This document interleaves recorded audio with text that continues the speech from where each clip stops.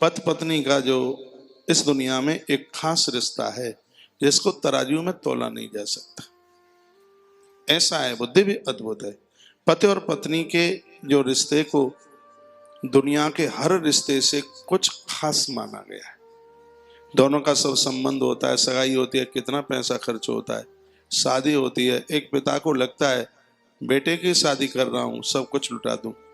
एक गरीब पिता भी अपनी बिटिया का जिस समय विवाह करता है अपनी शक्ति के ऊपर करता है, अपनी ताकत के ऊपर करता है। उसको लगता है मेरी बेटी बढ़िया से बढ़िया घर में जावे। तो हमारे यहाँ तो इस विवाह को एक यज्ञ का रूप दिया गया है, एक यजन का रूप दिया गया है, एक दैव रूप दिया गया है। लेकिन ये सब होने के बाद जो लोग आसुरी प्रवृत्ति के साथ जीते हैं वो कैसे भाग्यहीन लोग हैं जो शराब पीकर पत्नी के माता पिता के पास, पत्नी के पास, बच्चों के पास जो शराब पी करके आते हैं, उल्टा पुल्टा काम करते हैं। अरे धिक्कार है ऐसी जिंदगी के लिए। पति और पत्नी के रिश्ते में जरूरी है एक दूसरे का सम्मान करें। ये बहुत वजनीक बात है, बहुत गहरी बात है।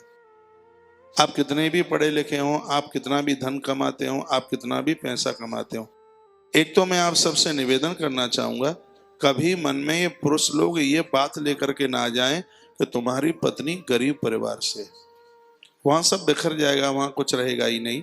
अरे स्वयं लक्ष्मी तुम्हारे घर आई है, एक बार के लिए हो सकता है तुम नारायण की तरह ना हो, लेकिन तुम्हारे घर में गृहिणी साक्षात लक्ष्मी की तरह आई है।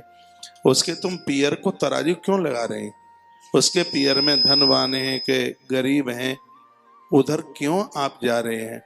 जो गृहिणी आपके घर में चल करके आई है उसको आप एक लक्ष्मी का रूप दीजिए, उसको एक शक्ति का रूप दीजिए। वो वंश स्रोत है।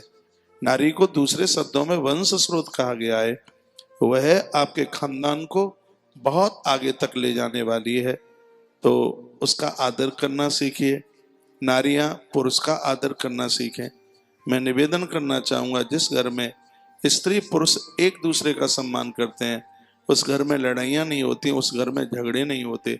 और जिस घर में लड़ाई झगड़े नहीं होते, याद रखिएगा उस परिवार का व्यापार कभी बंद नहीं होता, उस घर की कभी आवक बंद नहीं होती। तो मैं एक बार पुनः निवेदन करना चाहूंगा, पति और पत्नी के रिश्ते में ये बहुत ज्यादा जरूरी है कि एक दूसरे का सम्मान करना सीखें।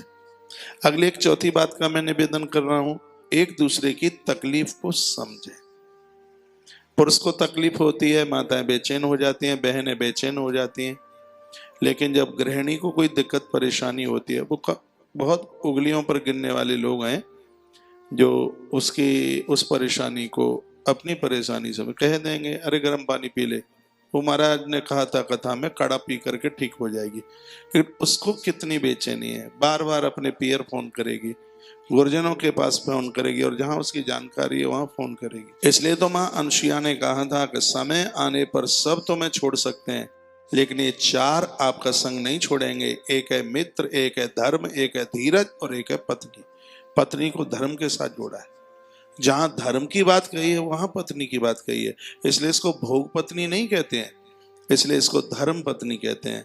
धीरज, धर्म, मित्र, अरु नारी, ये चार है आपत्काल पर किए। अरे इनकी तो हकीकत का पता कब लगता है? जब जीवन में आपत्ति आती है। पत्नी का कब पता लगेगा?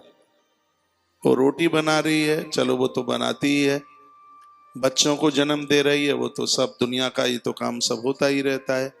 लेकिन इस घरवाली की पहचान तब होती है देवाला निकल जाता है, सब संग छोड़ देते हैं, कोई साथ नहीं होता, तो वह अपने जेवर को बेच करके रख देती है। अपने पिताजी से भी कहती है एक बार इनका सहयोग कर दो, एक बार कैसे भी।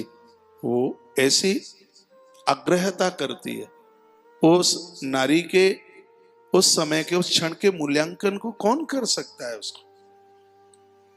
उसको तो पहचाने ही तब जा सकता है जब परिवार में बहुत बड़ी कोई आपदा आई है, कोई बहुत बड़ी दिक्कत, कोई बहुत बड़ी परेशानी आई है, कंधे से कंधा मिला करके खड़ी रहती है। आपका धर्म, आपका धैर्य और आपका मित्र, ये तीन आपको छोड़ के नहीं जाते उस समय, तो आपकी गृहिणी, आपकी घरवाली भी आपको छोड़ करके नहीं जाती। और जहां पुरुष लोग स्त्री का इतना मर्म जानते हैं, और वो स्त्री भी है सोचती है कि मेरे पिता ने जिस घर में मुझे दिया है, जहां मैंने बच्चों को जन्म दिया, मेरे उस बच्चों के लालन पालन के लिए, सर्व प्रकार से मेरी सुधि रखने के लिए मेरा पति बिल्कुल एकदम नारायण की तरह है। याद रखिएगा, जहाँ स्त्री और पुरुष के ऐसे विचार होते हैं वहां वास्तु दोष नहीं होता, वहां वास्तु जीवन में सद्गुण बन करके उभरता है। उस जगह उस घर में वास्तु कृपा करता है, वहां किसी भी प्रकार का कष्ट नहीं देता। इसलिए पति और पत्नी को चाहिए वो एक दूसरे का सम्मान करें, एक दूसरे की भावना को समझें, उनकी प्रीति कमजोर ना हो, ऐसा जीवन जिया जाए। एक दूसरे के साथ छल छिद्रता नहीं, कपटता नहीं, झूठ नहीं, ये सब चीजें ठीक नहीं है, ये बढ़िया नहीं है। एक दिन परसों मैंने निवेदन किया है, नारी को चाहिए उसे लगे कि मेरे पति से विद्वान नहीं है दूसरा, पढ़ा लिखा नहीं है दूसरा, समझदार नहीं है कोई दूसरा,